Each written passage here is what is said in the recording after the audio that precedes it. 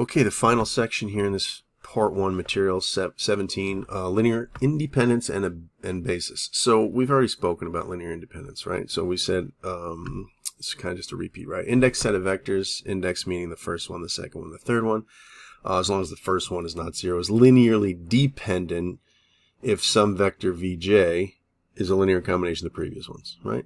So that would be linearly dependent, okay? One's a combination of the others. So let's talk about this thing called a basis. So let H be a subspace of a vector space. We've spoken about that.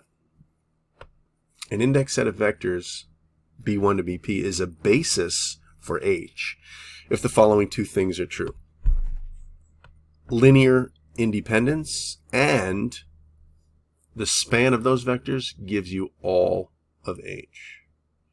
So think about what that means. So if you have a spanning set and you have this linear independence, it's basically what we're calling an efficient spanning set. It's like the least amount that you can have.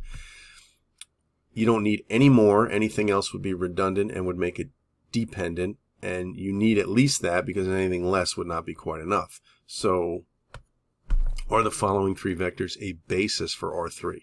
That's another way of saying, can you generate every single vector in R3 from the span of these three? Is that possible? Well, if you do a little row reduction and we get this situation here, what does that mean? Well, this is obviously not a pivot position, right? We have x1, we have x2, and x3 is free. So that must mean that this vector is a linear combination of the first two. So clearly it is dependent, and no, cannot be a basis.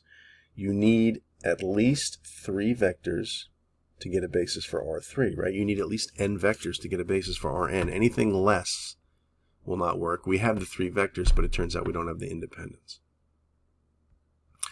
So given S, a set of vectors, and H, the span of those vectors, if one of the vectors is a linear combination of the others, then throw it away. Right, the remaining set will still span H.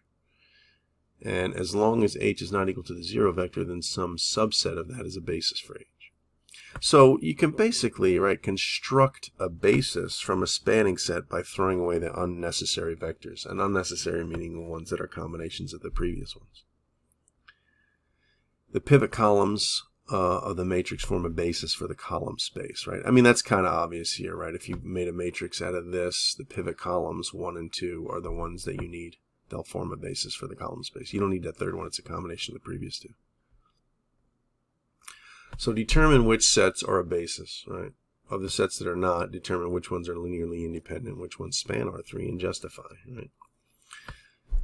Find a basis for the null space and for the column space. And A and B are row equivalent, so I'm helping you out there, making it a little easier. And then there is no homework for this section. So.